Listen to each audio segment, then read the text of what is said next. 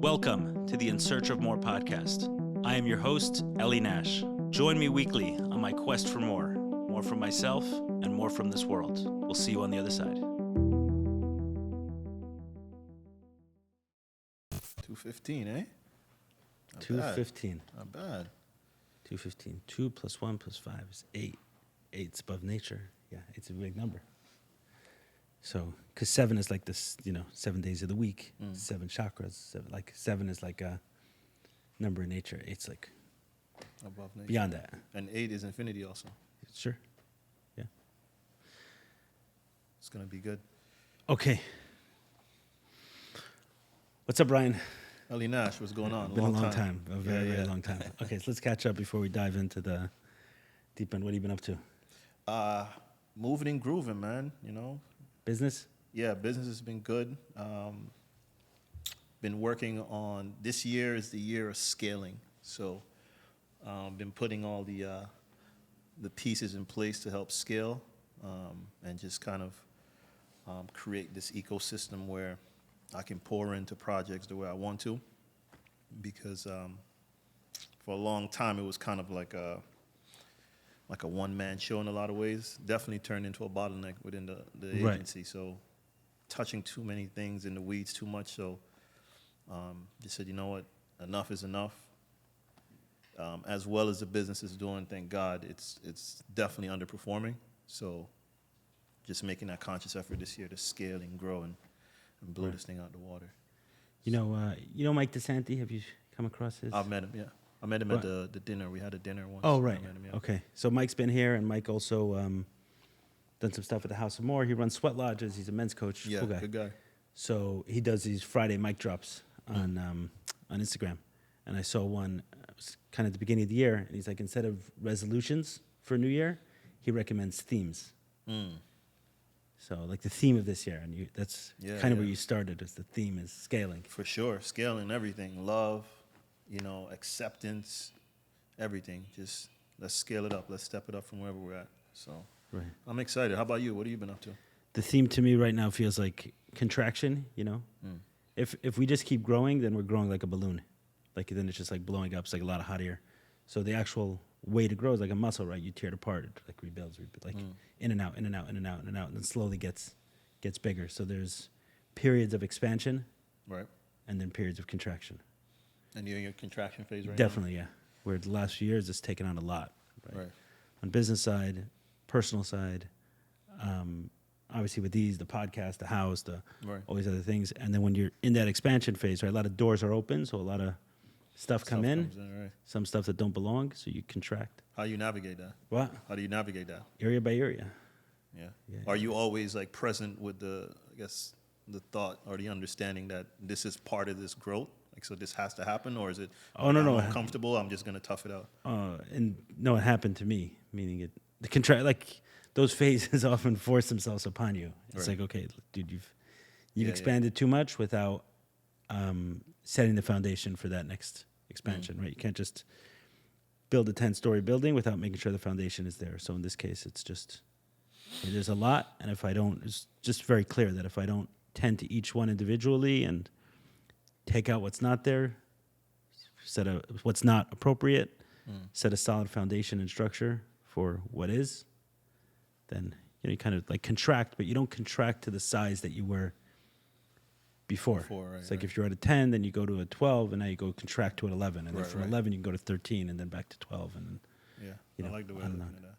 And for me, something that's been playing too, since we started this new year, is just change and how important it is to change before you're forced to change. So when you're saying like you're contracting, kind of remind me of that. Yeah. Because inside of that, the business that's where I'm at. Like I'm being forced to change. It's like, which I didn't necessarily want to do, right? I wanted to be as proactive as possible, but the writing's on the wall. So I'm like, all right, I got to do this or else. Yeah, right? I mean, especially it's all of our businesses in the world in general. Like this change is happening fast. There was a quote I used to have on the wall of our conference room, which were definitely in the building a bunch of times when it was on the wall. But I don't know if you saw it. It said, when the rate of change on the outside exceeds the rate of change on the inside, the end is near. So that's business quote. I think it was Jack Daly. That's a bar for sure. Yeah. Yeah. Okay, so let's dive into some. Yeah, you look good. Oh, thank you. Yeah. Thank you. Yeah, it's actually. I'm glad not to be doing this conversation like with a guest. Actually, it's been a lot. Like the guests. Like it was very very good for a while, and then recently it's been almost feels like, oh man, got to sit down with another guest. Oh man, another guest. It started becoming tedious and a burden instead of the fun and excitement that this originally started off as. Yeah. So Hopefully I don't disappoint today. Well, no, it already doesn't have that feeling for me of guess when I'm interviewing and they have to feel a certain way. They flow down. It's the only time they're going to be here. Whatever it is that goes into that. And not that some of the combos weren't great and I didn't get a lot out of it, but it just started feeling like something I had to do. Right. And I'm like, oh, I don't have to do this. I chose to do all this. Why am I feeling this? Like you got to do it, yeah. This burden, turns very quickly into that. First we do something that's fun, and the next time we got to do it. Our friends are waiting for us for basketball. I got to go. Like, why? Right. This whole thing was supposed to be fun to begin with. And I think a lot of work started like that anyway. But different conversation. So what I wanted to talk about, like a lot of what's on my mind, and I think why some of the podcasts got a little bit tedious, is that often in my personal life, I'm like working on something. While I'm working on something, I'm not talking about it too much. And then when I feel like I've figured something out or learned something about it, then I feel an intense need to share. And those opportunities haven't come up on the podcast because when I'm interviewing someone, I'm not going to dominate the conversation for too long. But I have kind of a lot of ideas that are percolating inside me. Most of it related to relationships because, there's different areas of our life, and that's definitely the area that was getting my attention the most in the last year and a half. When I say getting my attention the most, it was where I was being humbled the most, where I felt the most clueless. It's like, what is this? What is this thing? Like, what's going on here? Right. Across like different relationships or? No. I'm talking about marriage. Gotcha. Right, 100%. Yeah. The relationship. The relationship. Right. Yeah. Like there was, I don't know, the whole thing was confusing me. I mean, one of the things my wife sometimes says to me, and I heard from many others as well, like it's not my wife specifically, and I've thought it but not said it, is something to the variation of, you're the only one who has this problem with me. None of my friends, I have a bunch of friends, you're the one who has this problem with me. And I sometimes want to think it and say it like, okay, obviously it's not me because the only one. Right. But when I hear it from someone else or my wife, I'm like, yeah, but I'm the only one who lives with you. Right. Like, right. we're the only I know you on that level. Right. For sure. And the same is the other way, right? Sometimes you want to kind of not exit the relationship, but like not be present to exactly what's going on. And one of the ways we excuse ourselves is by saying whatever issue is coming up here is not a real issue because I don't have it anywhere else in my life. Right. Yeah, but you're not married to two people. Right. I'm married to two people, like this issue that's coming. So I'll share the thought at the end and then kind of go down to some of the stuff I think like the central theme, right, I've gotten, which is consistent with my worldview to begin with. So my worldview is that this is all a personal development game. Like that's what's going on here. It's like we come and, we get involved in all sorts of stuff. We can get lost in pleasure. We can get lost in success. We can get lost in fame. We get lost in a lot of different things. But at the end of the day, I think the winner is not the right word. Like we'll feel best if we said, okay, we use the time on this planet to make the most out of ourselves, and business is amazing at that because business is as unforgiving a craft as exists. Right. You turn left and it's like, boom, done, right? It's a very, very unforgiving craft, right? Unlike, I don't know, let's say working for someone where it's like, okay, he's not showing up so much, but we're fine. We'll have a meeting, we'll sit down and everything else. Business is not like that. Customers will move super quick. The industry will move against you super quick. Whatever it is, if you're not on your P's and Q's, like business is very unforgiving. And because of that, it forces us to really develop ourselves in ways that other things may not. So I've recognized that and seen that and appreciated business in my life for that. Right. in terms of relationships, I didn't understand this concept in the same way, but that's one, like, I think is a foundational belief, is that there's levels to our personal growth or areas that are required to sort out that we will never access, never. We can go to a million therapy sessions, 100 ayahuasca ceremonies. Like, it doesn't make a difference what we do. Like, we will never access that level of growth outside of an intimate relationship. Like, that's the space for that to happen. And I think since encountering this, and maybe it's possible I heard these kind of ideas or something like that, but since encountering, like, learning it experientially, like having the experience of dealing with something and then it really coming to a head internally or in my relationship, and then seeing what was, like, really behind it, really behind everything. I didn't understand, like, that was the first time I tasted this knowledge and saying, like, wow, this I could not have touched without a human being being present, without another human being, like, really being present to that. So that's kind of like the foundation I want to lay, and then I'll stack a few things and we'll see how we do. So with that being the foundation, right, that the relationship is there as a way for us to address topics that we wouldn't otherwise, because we need kind of a second person present with us. I'll say that the main job in a relationship is to be fully present to the relationship. Like, for both, to be fully present. And for men, we can check out in multiple ways. Right. We can check out by just actually disengaging. We can check out by becoming way too compliant and submissive. Right? We just become overwhelmed by the feminine, and then we step out of our role. We're not, basically one of the kids in the house. It's like, okay, what do you need? Right.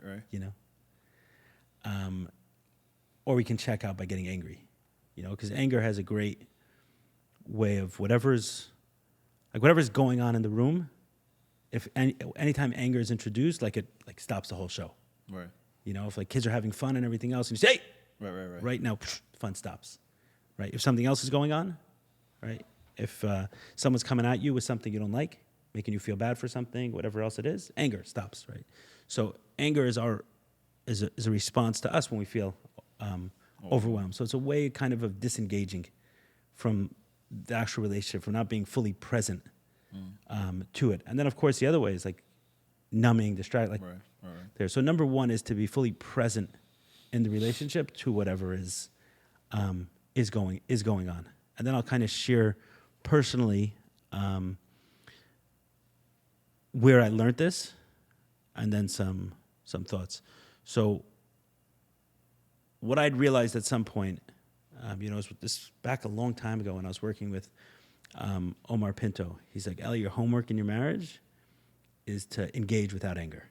Like, can you engage in a conversation, fully engage without anger? And it doesn't mean that every time I'm there I'm angry. It's just every time I'm there. Right. Like, every time I'm fully present to a conversation. Hey, what are we planning for the weekend? Or what do you want to do with the kids? Versus just being submissive and compliant and just, okay, I'm just going to go along to get along. Just sitting there in the conversation and saying, like, what do I truly feel? I'll give an example of this. There was a workshop I know of which the guy would start and say, okay, everyone come up and grab a notebook, right? Tell me which color you prefer, yellow or red. And if someone would say, oh, whatever, I don't care. He's like, no, you have a preference. Because you do have a preference. Right. You have a preference. What do you want to do for dinner tonight? Right. You have a preference. Right. I have a preference. How many times, I'm guilty of this, I don't know about you. Just go along. Where do you want to go? Wherever you want. Yep. Wherever you want, honey. Wherever you want. No, it's not true. Right. Not true. It's not. I don't want to do that. But there's reason for that also. Go ahead. Because oftentimes, and maybe you can relate this, when using that as an example, where do you want to go? Okay, I feel like having pasta, right? And lo and behold, she already has a preference. So, like, she's checking. At least this happens with me sometimes. It's like, I don't know, where do you want to go? Okay, let's go here. I feel like having pasta. Okay. And then it's like, but what if we go here? Let's do sushi. It's like, you already made a decision, and I'm happy to go wherever wherever. But you're not happy to go. But I'm not happy, right? But also, when I give my opinion, you're like, why are you asking me if you already know where you want to go? Like, ask me, am I okay with sushi? Right. So try this. Okay. Try this. Say Thursday, 8 p.m. Come dressed to the nines. I'm picking you up. And see how it goes. Right. The first time is hard because it's like, dude, you're joking. What are you doing? You're messing with me. You're tricking me because we didn't do it for so long. Right. But that's how we started. Right. That's like in the courtship phase. That's what we did. Right. We didn't ask. I didn't ask my. Right. I asked my wife. Right. I see what you're saying. What are we doing? And they were happy to. Okay, I'm picking you up. Where are we going? Pasta, pizza? No. We're not. I planned a date. Right. And you're coming. Right. Don't bring your phone. Like, you're good. Right. You're good. I got you. But then what happens is, and this is kind of, I guess, like another thought I had. If you look at like a lot of the Instagram advice, like relationship advice, Right.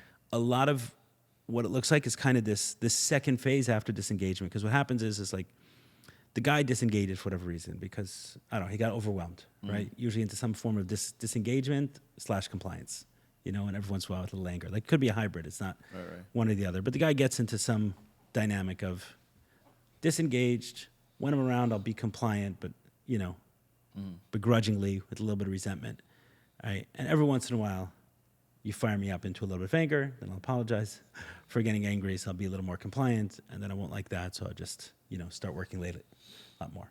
Right? So, and then the woman will initially start with a kind of neediness and nagging, right? And sitting at home, moping around and everything else. So that's kind of like where it's at. Then comes the Instagram advice.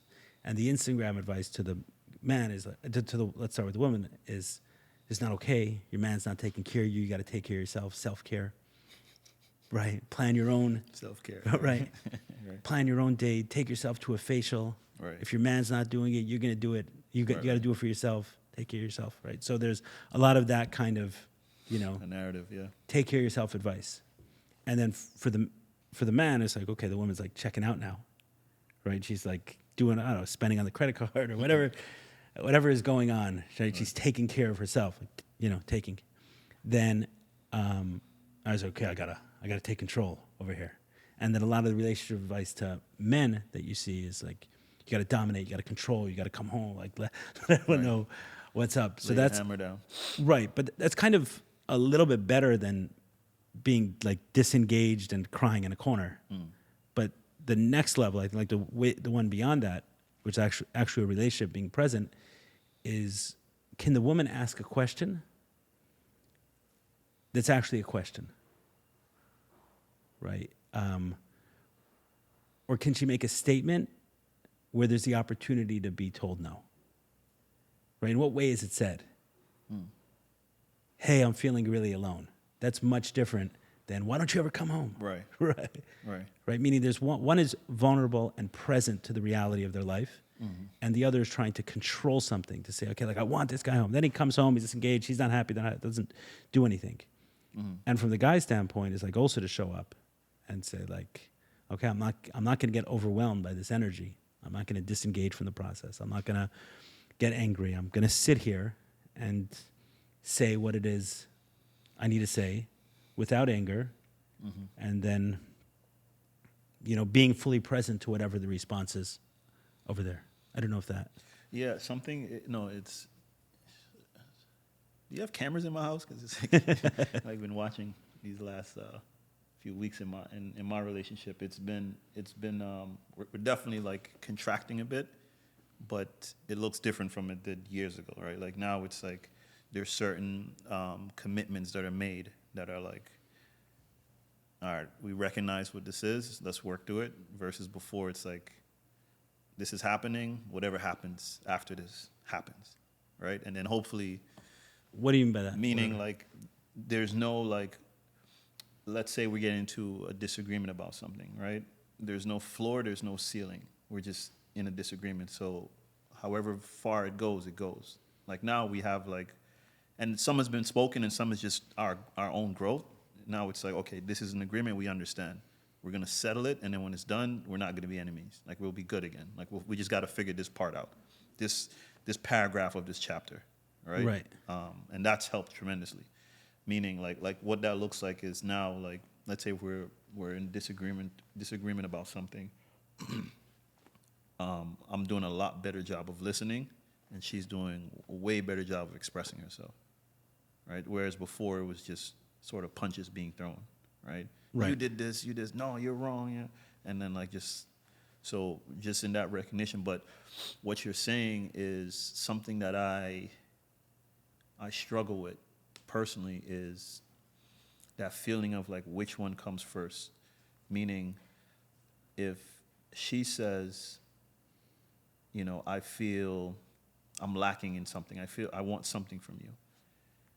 And I'm like, I want something from you also. I'm a man, right? So I deal with it a little differently. I internalize, I don't say it. And it often comes up when, like, I have, let's say, a list of requests that I want. I just truck through it.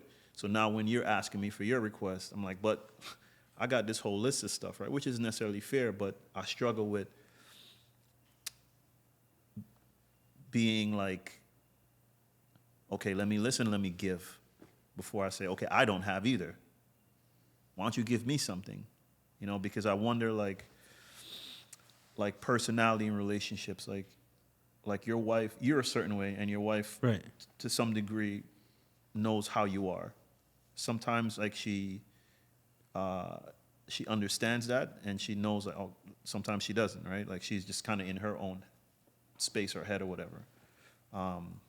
It could be like, okay, you know, I know he's not very talkative right now. That must mean like he needs some space. Right. Meaning That's how he deals. Right. Not necessarily taking something personally. Right. Right. Exactly. He must be dealing with something there. It's not Correct. personal to me. Sometimes they hit the mark. Sometimes they're like, what's wrong? And then they're like, make it about themselves. Yeah. Right.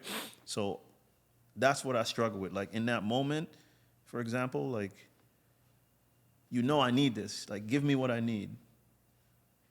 And on the other side, it's like, okay, let me explain, or let me express, like, hey, I need Right. some space. So I know when I'm not sure if I'm articulating it right. Right. So I know when I'm on the other side of something, right, on this other side of that. So let's say I'm sitting down, I'm bringing something up, like, hey, Right. this isn't working for me for X, Y, Z. Right. Right. And then the response is, but you do it too. Right. Right. It was like, whoa. Right. Like that's not cool. Meaning, is that like, do you have a problem? Right. Do you have a problem with that?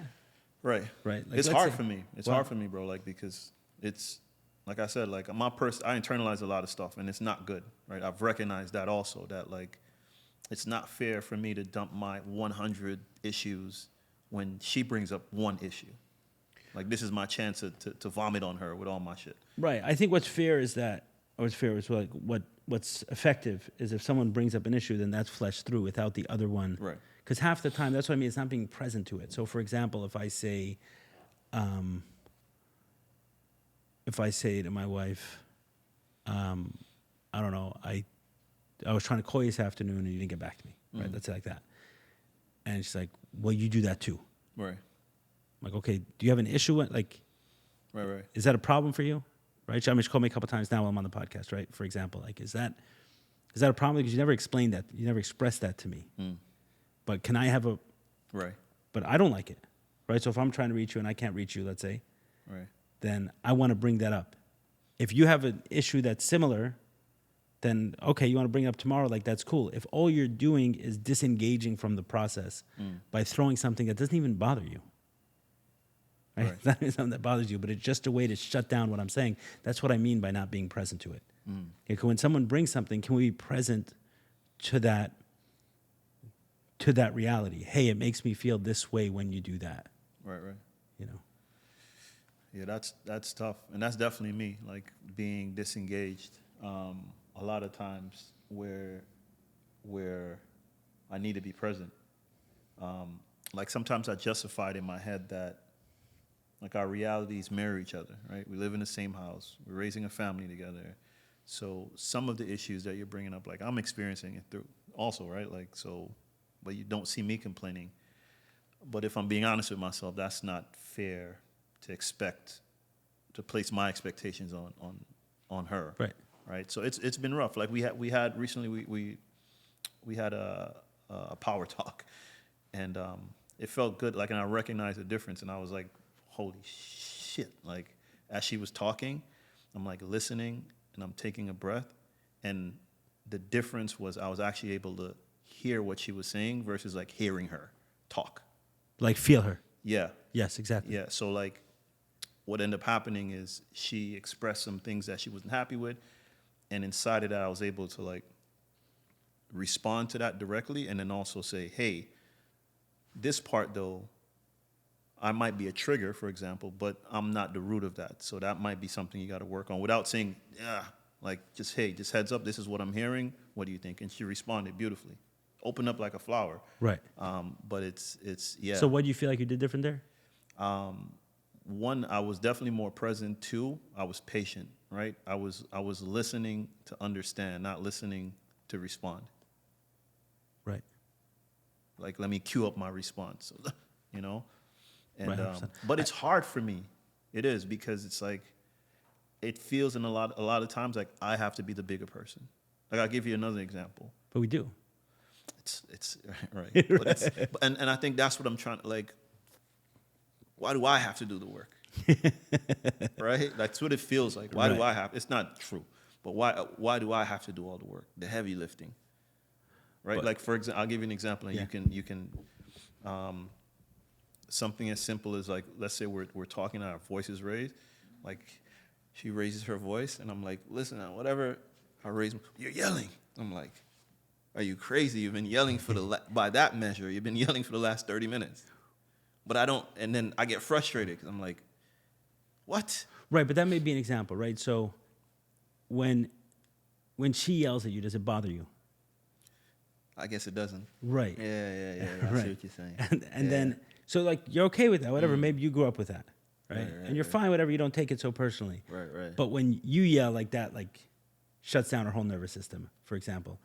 So you don't get off the hook just because she does it too. That's what I'm saying. Like, if she's bringing something up, like, hey, it doesn't work for me when you yell. It's like, but you yell too. So if you have that issue, bring it up with me. But, you know, I see a lot of people communicate like that, and they're okay with it. And that's why I think it's not being present to what's there. I think one of the things that I've had to accept also is that there's a difference between the man and the woman. There's a difference between the role of the man and the woman. And as much as... And talk about that, because I think it's like common knowledge. People say that, oh, yeah, but please, like, talk about that. Right. So I think there are a lot of these thoughts that really want to, like, push these stuff to the side. Right. Right. It's not like this gender confusion and all this other stuff is a war on some of these ideas. Mm-hmm. And there's some of it for a good reason. I'll make that, some of it for a good reason, where there was a dominance that the man had over the woman, for sure. Right. Right. And some of that was used in a controlling way. And now there's definitely a movement towards, which is a beautiful movement, of wanting like deep romance and partnership and intimacy in a relationship. And some of the practical stuff are not enough. Right. Not just like, hey, this works for the kids, this works financially, this works in other ways. Like, no, we want a deep, intimate, real relationship. But that's not going to happen necessarily through two people being the same. Right. There is a different role, and I've recognized that. I'll give you an example. There's a completely different feeling I found when there's an evening that I planned versus an evening that my wife planned. Completely different feeling. And for a while I let her plan everything. Mm-hmm. And I thought I'm being, those are the rules. good. But really I was just being overwhelmed with compliance, right? Because what was happening was I disengaged, right? If I was sitting there with the same momentum that I had at the beginning of the courtship phase, she would have never gotten to this place. Mm-hmm. Because I'm saying like, hey, you want to go out? And I'm like, well, I want to see her again. You want to go out again? Right? I'm making all these plans before she even has the thought or the feeling of something missing. There's already another date on the calendar. Right. But then all of a sudden I say, okay, we're good here. Right? I got to put my attention somewhere else. And then when that happened, she's like, okay, like, what's up? It's been 3 weeks. He hasn't planned anything. Okay, so I'm obviously going to have to do it. And instead of it coming from, like I said before, a need that's being expressed that could get a yes or a no, it'll be like, hey, we haven't hung out in a while. So would you take me to, this new Italian place that just opened up, Right. right? And you're like, oh yeah, you're right. Yeah, we haven't. Yeah, okay, let's go out. But like now that whole dynamic is off. She's in her head thinking like, what time it starts? Are you gonna like it? You know, you're like, why am I being schlepped along to this place? Like the whole dynamic goes off. And where I really saw it was after what happened was like we were in that place, my wife planning everything. And then I said, okay, this is not working for me because I found that I wasn't enjoying it anymore. Like I was not enjoying being schlepped to these different places. And I didn't enjoy where I was going. I didn't enjoy being schlepped around. Right. Like I'm being taken on a date. I don't want to be taken on a date. I want to, like, that's not how this started. Right. It wouldn't have worked at the beginning of the relationship if, you know, she was one reaching out to me, you know, say, I had planned a weekend for us. No, that was me who did it. Right. So I was just not enjoying it. And because I wasn't enjoying it, I was disengaged and a little pissed. Right. That's where I was at. So then when I wake up and say, hey, I'm going to plan dinner. So she's like, oh, shoot. Okay, now we're not going to hang out at all because I've already tried this, and yeah, he'll do it once or twice, but then he'll fall off the wagon. And where's he going to go? He probably didn't even think about it. He didn't make reservations. He's just going to like Google nearest restaurant, and that's where we're going to end up going. Like this is not. I'm not going to feel good. You know, I'm going to be overdressed, whatever it is, right? So they're all getting in their head about this stuff. It's like no, right? So at that point in time, because we've already screwed up by stepping out, so they're in that control mode. And making sure, okay, if you're not going to give it to me, then I'm going to take it. I'm going to make sure I have it, and I'm going to control the process to make sure that it happens, and at least I get something. Right. But it's not what they want. It's like because I'm not getting what I actually want, so I'll take. Because you're not giving me what I actually want, I'm going to take some sort of approximation of what it is I really want because that feels better than nothing. Than nothing, yeah. So then it takes time for us to demonstrate, like, okay, don't worry, we got it. Dinner's planned, dates are planned. Like there's always something on the agenda. And there was someone who said that it's like a guy should always be in that mode of having like something on the agenda he's planning for his wife, whether it's a weekend or a date night or something fun they're doing together. Like should always be kind of like in that mode of pursuing, seducing, courting. You know that seducing is the wrong word, right? But courting. But seducing. What? Seducing is nice. Yeah, but it has a little bit of a. But like. Yeah, I get what you're saying. Yeah. In that mode of courtship, right? Yeah. It's like one is being planned. There's already another one behind it. Right. Like it's good for a man to always be in that mode, and the woman will kind of calm down. And a little bit ago, my wife's. I said to my wife, "Why don't you plan dinner tonight?" I just wanted to see what would happen. I wasn't like a test or anything. I just wanted to see what would happen. And also, I didn't have anything on my mind. I was like, "Okay, you do it." And she's like, "Yeah, I'd love to go to this Italian place, whatever." So we go there, and I found that like the first half hour, 45 minutes of dinner, she was on edge.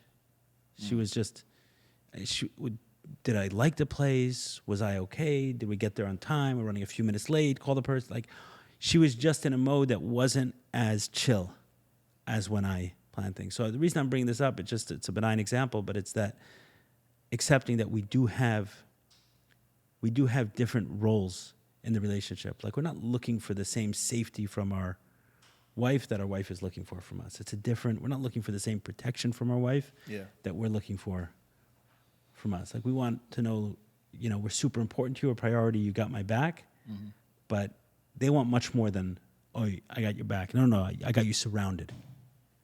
Right? You're fully protected by me, you're mine, you know.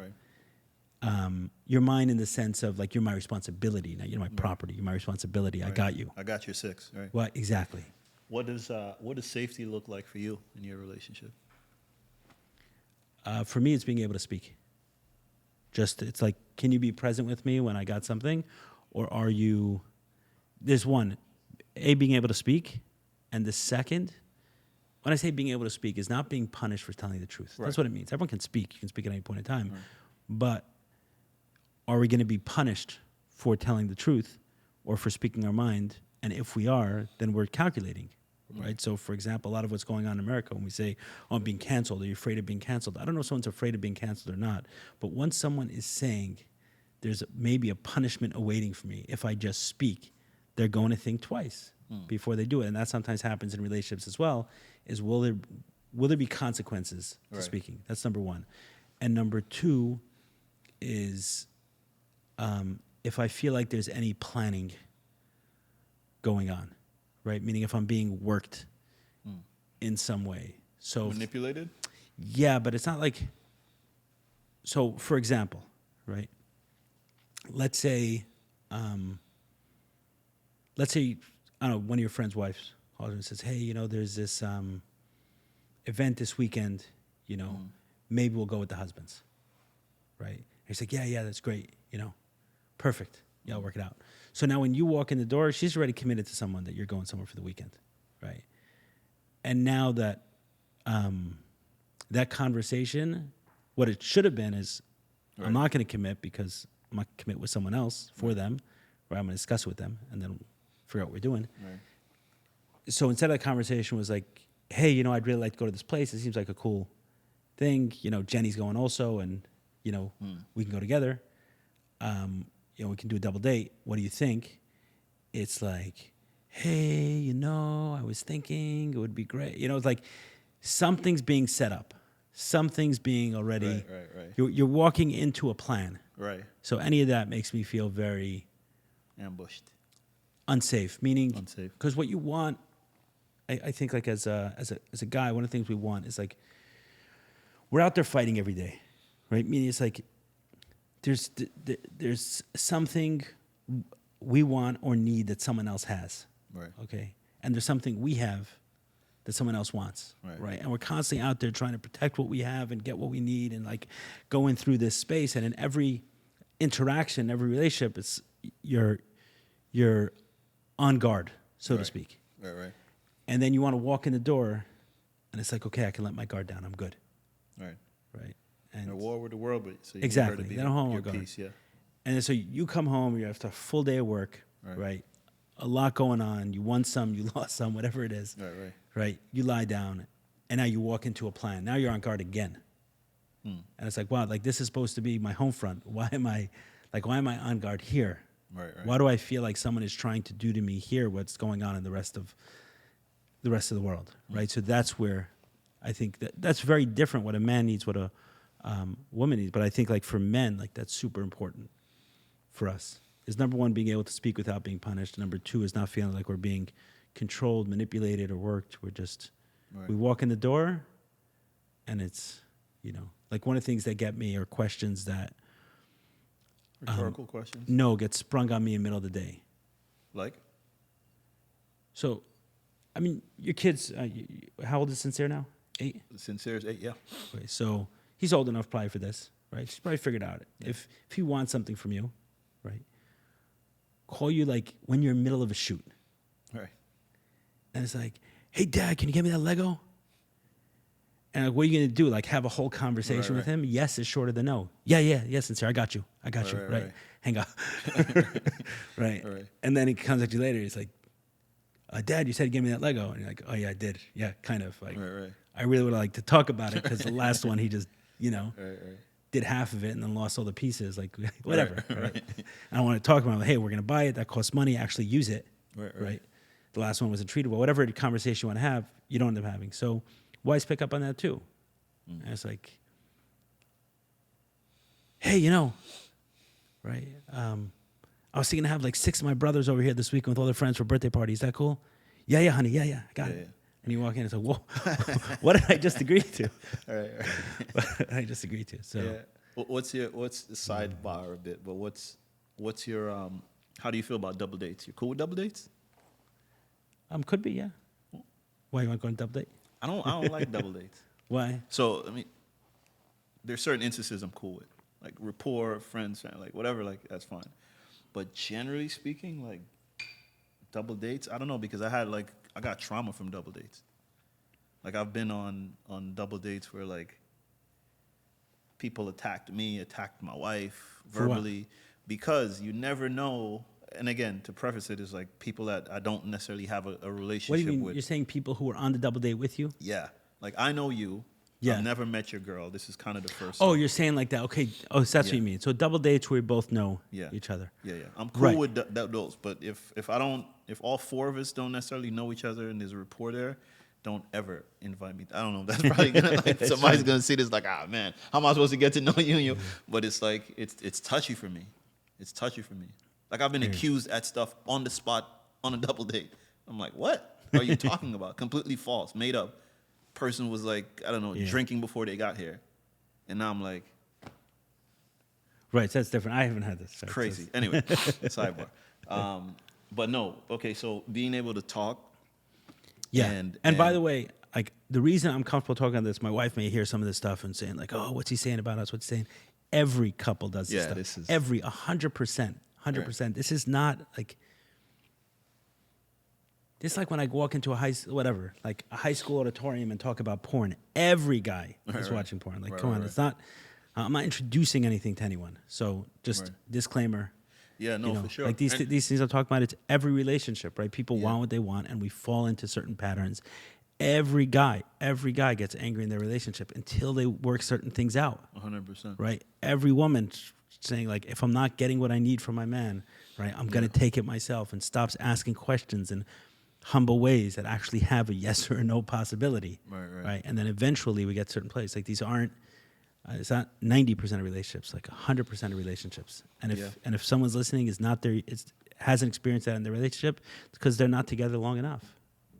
I agree. Yeah, I mean, because for me, like, safety looks, definitely like that. You're number one.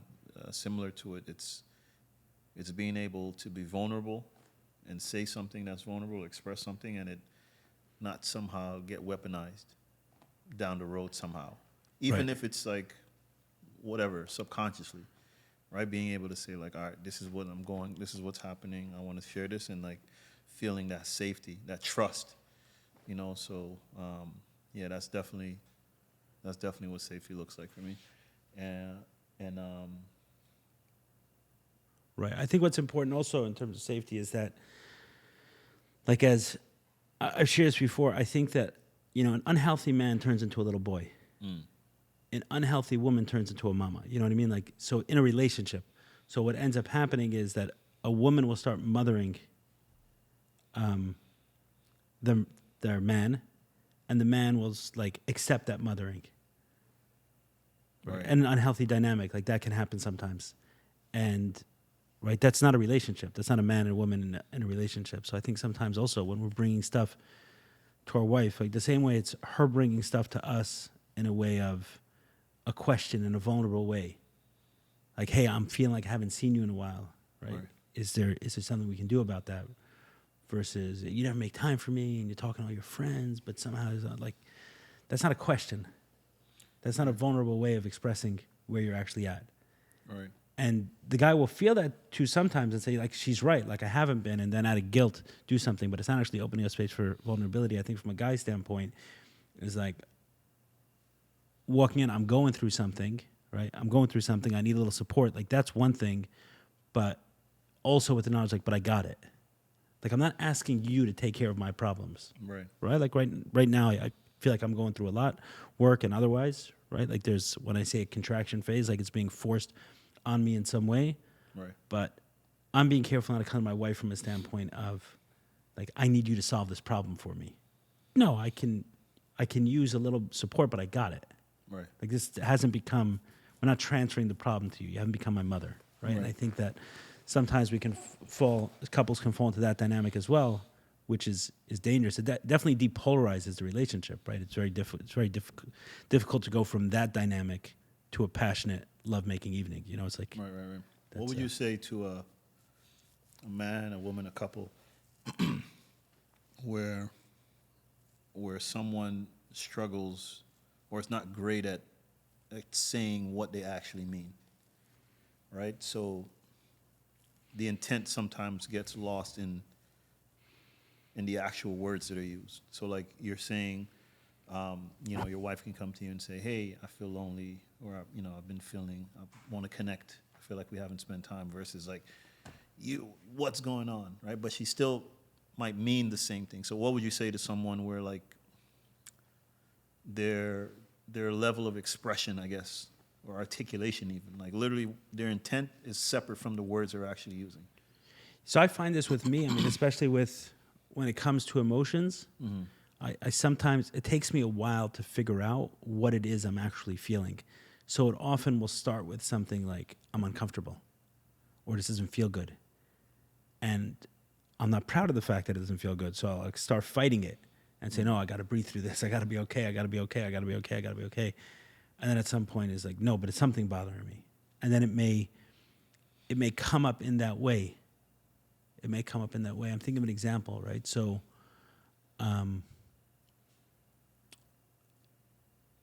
it's more of a positive example. Like now our relationship's in a better place, but I know this same conversation wouldn't have gone so well. So well a while ago, like where our dynamic was. But one morning my wife mentions that, she's this woman coming over to give her a massage. So like instantly I had a bad feeling. And I said, I made a face, like, does that bother you? Right? And I was like, yeah, it actually does. Right? So I saw her go like for a second into this space of like, oh, he just doesn't want me to. He just doesn't want me to ask. But I was like, I don't know why. I don't know why it bothers me, but it just does. Right? It just does. And then she was in that space for like a millisecond, like almost like facial expressions. Yeah. And then it was like, okay, cool. Like if you don't want me to do that, then no problem. As soon as she said that, then I felt like it gave the feeling room to expand. Like it wasn't being fought. And I said, now I understand why it's bothering me. Right? I actually don't trust her. Like I don't. I've seen her in the house before. I don't have a good feeling about her. Gotcha. Right? So what I saw with that was like there was this momentary discomfort that I didn't want. I didn't like it there. Like, good, let her do whatever she wants. Like, what am I getting involved? Why am I even bothered? I have a full day of work ahead. Like, why is this even on my mind that I care she's getting a massage? Then I start playing with these thoughts, right? There's some resentment. I'm sitting there at work while she's getting a massage, whatever, you know? Right. So these thoughts start playing or things can start playing. So, but finally I say something and then the same thought can go there. Oh, he wants a massage, no problem, right? But me, I have this window of time while the kids are at school, whatever, you know? So these things, and suddenly he wants to control what I'm doing. You can start getting into some dynamic. But once there was room left from her to say like, okay, if that doesn't work, no problem. If you're uncomfortable for any reason, I don't even have to know why. As soon as she said that, then it gave like room for the feeling. And I was just like, wow, it was like her that bothered me, right? A month ago when it was a different masseuse, like it didn't bother me at all. Right? There's something about this one I don't trust. I don't want her in my house. Right? So reason I say that is sometimes you make room for the other person, like just to have a feeling without being so defensive and so reactive and so everything else. So it gives them kind of the space to like pull at the thread and understand what it is. It's not like we always know, hey, this is bothering me because of that, you know? Especially as guys, we're often disconnected from our emotions. So we're feeling something, but we don't have the word. Yeah, it's like the only thing we say is like it feels bad. Right. But to pinpoint, like, this feels humiliating. This feels, insulting. This feels, it makes me feel afraid. Like, we don't have the words necessarily for it. And it takes time for that to. Yeah, so give space. Yeah, no, I love that. I'm thinking of the steps to get there. Like, for me, that feels like in order to get to the point where you can give someone space, based on that example that we're talking about, you have to be present in the relationship. You have to make a commitment to the relationship before that to be present. 100%. And then before that, maybe there's some work on yourself that has to happen always. And then you have to accept the value and the meaning of this relationship and what it can be and what that could mean to you, right? And I'm kind of speaking from experience, like where I was like, you hit it on the head with just being overwhelmed into compliance, like just kind of being there, and then these feelings start like swelling up of like resentment and like why am I even doing this?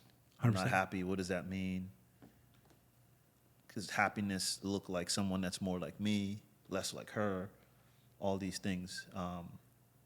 But now, fast forward, like I'm committed to my relationship 100%. So that has allowed me to accept whatever comes, knowing that we ain't going nowhere. Like, right, this exactly. is it. Right. So whatever got to happen, we'll figure it out. And then inside of that is recognizing, like, all right, I got stuff to work on. She has stuff to work on. I got to be present and talk and listen when she speaks. and try to hear her. And I've seen the difference, you know what I'm saying? And I've seen the difference.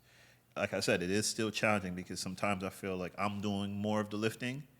But I think in a lot of ways in my relationship, I'm sort of like the teacher, if you will. Like I'm here to be a guide of some sorts, and my wife is like the fire to like, you know, make sure whoever's in the sky can see us, and build something. Like maybe fire is not the right word, but she's like the force, Right. to push things forward, right, in the relationship, in our growth, in our development, in our kids. Like, no, let's go for it. Whatever it can be, the best version of everything, let's push for it. Whereas me, I'm like, yeah, that'd be nice to have, and then I kind of just like, all right, let me get back to work where I'm at. She's like, no, if we want that, let's go for it, right? Literally and figuratively. Right. One of the things I found also, which a lot of these topics like can be. Oh, by the Yeah. way, sorry to cut you, because we're on In Search of More podcast. The revelation of me having to commit to my relationship, everything changed after a ceremony.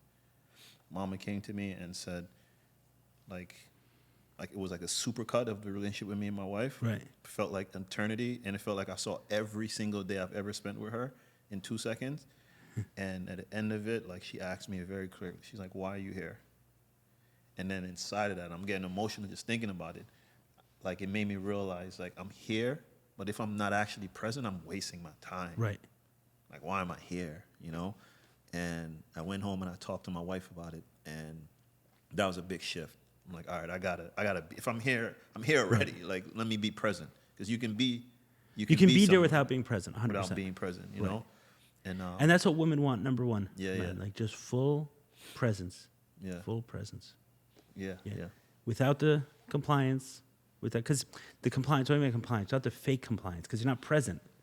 You basically and they cut pick off up on that stuff, right? Yeah, you basically cut off this whole part of yourself, right? All your like desires and preferences and interests and everything else. And I say, I'm here. No, you're not.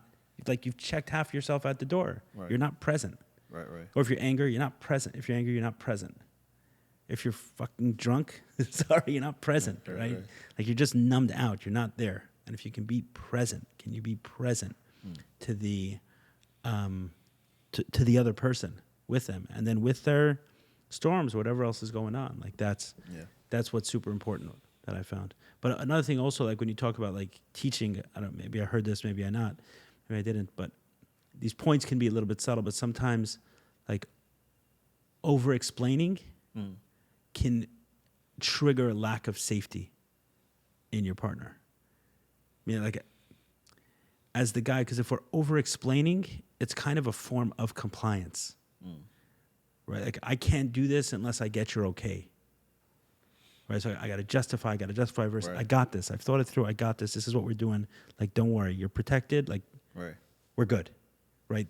Versus if you sit there, but let me tell you why I was thinking about this.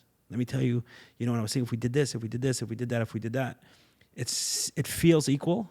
Like, okay, we're in this together, but it's a form of compliance that can lead to a feeling of lack of safety on the other person. Yeah, I dig that. And preface to be, when I say guide, I mean, or teacher, I didn't mean necessarily like I'm showing her things or anything. Just, I feel like as a vessel, like, my role is to like have her work through her stuff and just hold space for her.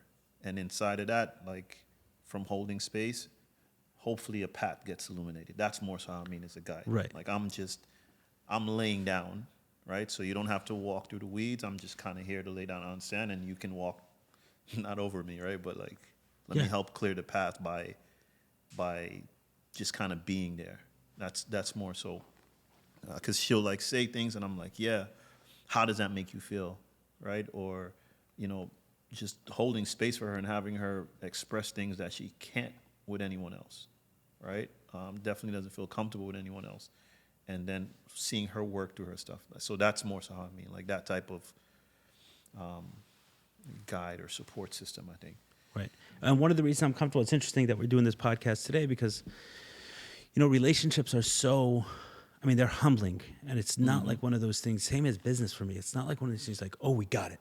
We got this thing, you know? Like even addiction was really, really hard, but at a certain point in time, I'm like, okay, I've been good for a long time. I learned something here. I can talk about it. Relationships and business, like for me, have not been that at all. Yeah. It's like, okay, I've learned something, I've got something clear, but then it's just the continuous lessons of being humbled by it. Like there's another lesson behind it, another lesson behind it, another lesson behind it. So I want to be careful about like sharing, like I've worked out all this stuff and everything else. Right, But right. one of the reasons I do feel like comfortable and was kind of a shot on the arm because I thought about this. Hey, am I going to actually talk about these conversations? Do I feel like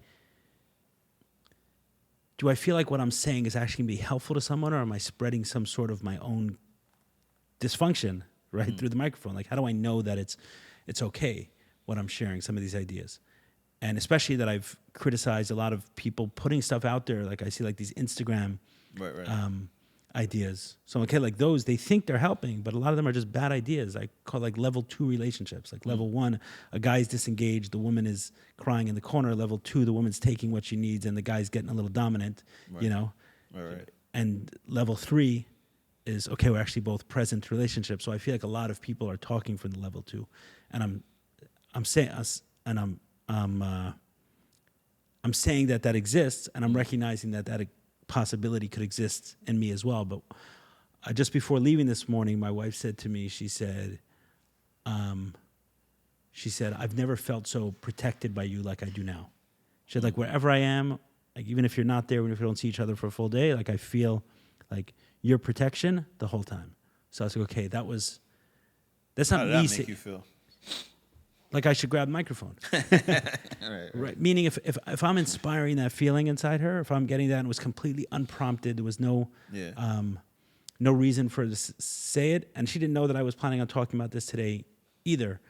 But for me, that was like, okay, I've actually learned something here, that I've been able to inspire some safety and protection in women. And a lot of what I did at first was met with resistance, which I understand now much better. And number 2 was against a lot of common knowledge, not common knowledge, but what's like the zeitgeist now, which is like men and women equal, like that kind of stuff. It's like, no, I said, hey, I'm going to, a lot of nights, like be ready at 8:00. Yeah. Be ready at 8:00, come dressed, sneakers, gym clothes, whatever, I got it. You don't need to bring a phone or something like that. And at first that's met with resistance. Why? Because for a long time, for several years, I checked out. I stopped planning. And it's like, okay, you're going to plan one night and you want me to like take a back seat, everything's good. I end up in a taco stand with you. Right. Right. In Mexico. No, I mean, No, like, and it's like the taco stand is for you. Like, did you think about it? Did you plan it? Did I you? get you. You wouldn't do this with me on a first date. Like, if you're not engaged, if you're not actually thinking and planning, right? And then I found like how fun some of these things are for me. Like, it brought out a side of me that, like, kind of I left, in 2016, 2017 when I was first courting my wife. And it's like, hey, it's fun to plan an evening. It's fun to, do different things. And then the unknown: is it going to be well received? Is it not going to be, well received? It's like the saying, you got to give in order to get. It's simple, but it's so powerful. Because you give, and then the things that you want anyway just kind of automatically come back to you. Yeah, and I should say for the record, men are much more romantic than women. Like it's not. I second that. Not even close. You're here. Yeah. Where it's like women are trying to plan things, and it's like, dude, if the guy's got to step in, obviously, and give the woman confidence that it's going to happen. Yeah. But the stuff we do. And I'm not the only sappy dude out there, right? The stuff we do are so much more romantic than we want to come up with. They love it. Yeah. Right? They love being thought about in that way, but they'll never come up with it. Right. Never. No, I agree. My wife's birthday just actually passed. And here's like a romantic gesture for you. An hour before I turned to her, and her mom was at the house, and she was like, why is my mom here? Like, it's weird. And I was like, oh, yeah, we're about to go skydiving. And she like collapses on the floor. What? Starts hyper. She's like, no. But it was another piece to the puzzle of her own personal growth that I'm again trying my best to support. Because prior to that, I got her like singing lessons, and she was like doing the singing thing for, didn't even realize, a few years. Ultimately, got up in front of like 40, 50 people and sang, right? And I'm watching her and just seeing her work through, just that being stuff. in her head and just, it's like public speaking, right? And she's, like many people, petrified of it, right? So seeing her work through that, and then on the other side, coming out on the other side, was amazing to see. Some, like, my brain start working. All right, what else can I, like, what else is there? What else is there? So then I had the thought of, like, let's jump out of a plane. Why not? So I told her an hour before. She's, like, hysterical. No, but it was beautiful. Like, she calmed down, and then she was like, okay, let's go. And just that, like, even if she would have, like, backed out at that moment, the fact that she said yes was like, okay, that's amazing to see. And then we went through it. The way the universe works, she had, like, it was a tandem jump, so she had, like, an amazing instructor. Like, they, like, locked eyes, and I guess he picked up on it, and, like he's, like, and, like, he talked through her, like, made her feel really, really safe. And Yeah. my guy was like, yo, just put your foot up, right? Keep your The hands first time tucked. doing it? First time. Oh, shit. Keep your foot tucked and don't touch my stuff, right? And I'm thinking, like, if she had him, like, she would have been, like, shitting bricks, right? So just the way the universe worked. Then we went up in the plane and we jumped out from 10,000 feet. That's awesome. Yeah. And now she's like, I want to go again. Like, she's, like, So opened up completely, yeah. So after that, like, how long was the positive I don't know if hangover is the right word, but like the bubble of that you guys were able to live in, like, oh, he's got me, because that's what it feels like. Yeah. So this recently happened, and then inside that we had like a minor disagreement about something, but she queued up jumping out of the plane. She told me, actually this morning, she mentioned it too. She was like, I was trying to explain what it is that I need from you, right? Like, she was like, I got to tell him about jumping out of the plane, because in the plane it was me and her. We were, like, eye to eye, not literally, right? But it's like, all right, we're in this together, and it felt, like, surreal, and, like, we got each other, Right. And she's like, that's what I need to remind him of. Like, remember, jump out the plane. And I was like, okay, I get it. So yeah, I mean, it's been good. These things have a way of changing you. You never know, On the ride there, we were kind of talking about how we're gonna feel after, and I'm like, maybe we feel great. Maybe you feel, maybe conquer some fear, whatever. Right. I don't know. He's like, and I'm like, let's go see. And if you know my wife, Valon, her jumping out of a plane, not in her lifetime. Right. No way, bro. No way. Her singing in front of people, hell no. But I'm proud of her, man. So if she does watch this, baby, I'm very proud of you.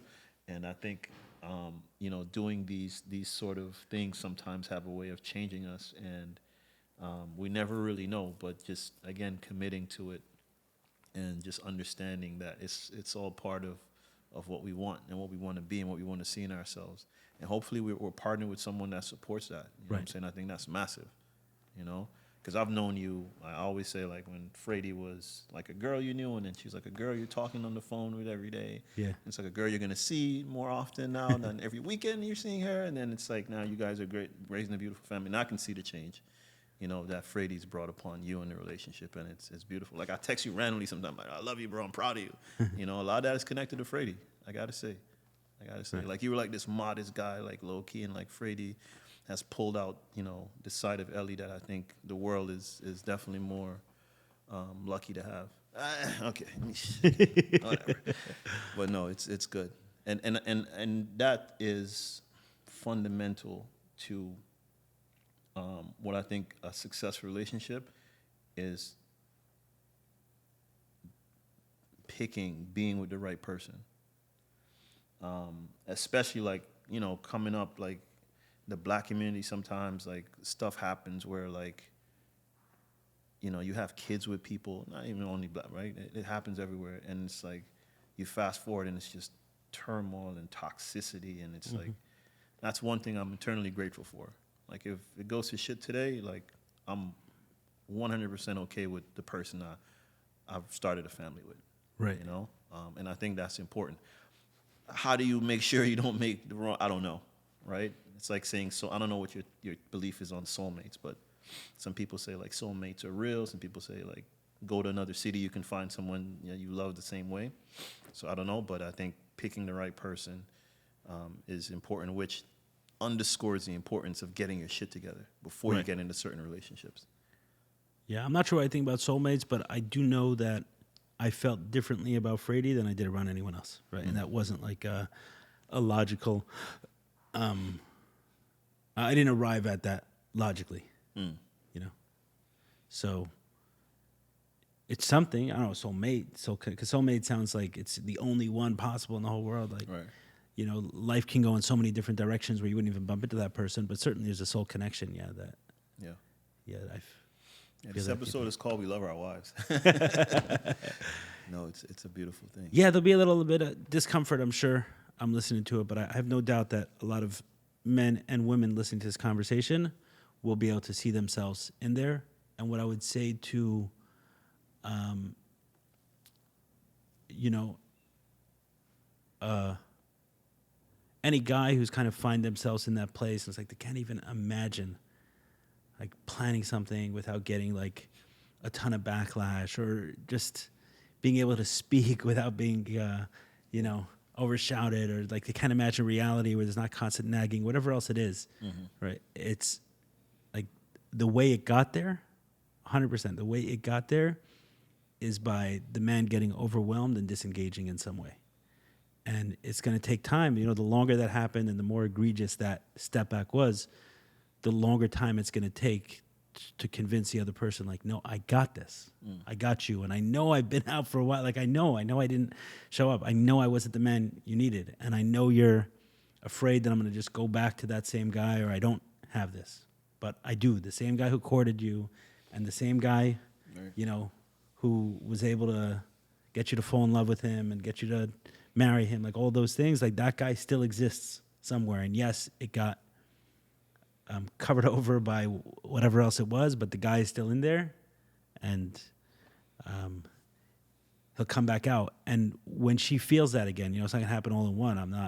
I'm far from there, Right. right? But there have been massive strides in the last number of months towards that, and I see her relaxing more and more and feeling safer more and more, and being easier for me to do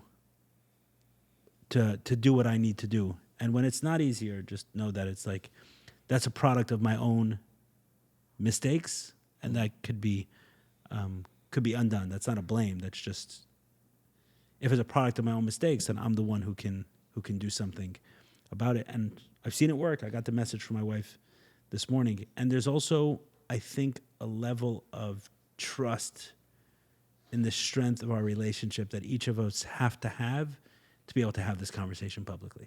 Like, if it wasn't in a good place, I couldn't, like, hey, I'm going to put this out in the world, Right. and something negative at home would come from it. Like, I think, while I've no doubt certain things I said at different times, at different points in this conversation, certain things you said at different points in this conversation will make our respective spouses feel uncomfortable. I think overall from this conversation, they'll know where it came from, why we're doing it, and that the same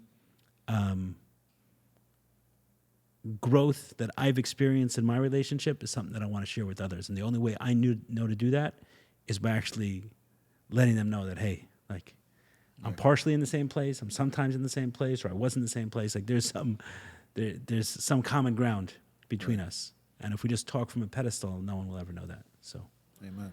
sorry I couldn't make it look more perfect, but it's perfect for me. Amen. Thanks, Ryan. This was fun. Always.